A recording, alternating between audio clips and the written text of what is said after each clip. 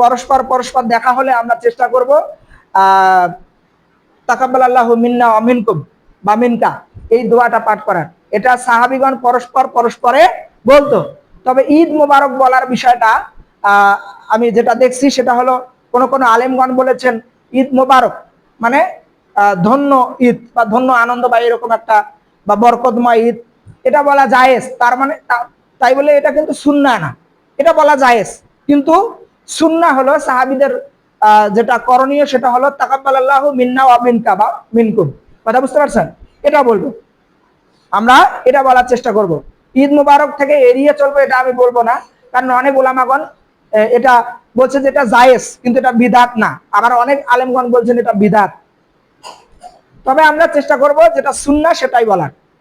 আর এটার অর্থ আসলে তেমন খারাপ না, বরকতময় ঈদ এরকম বা মুবারকময় ঈদ।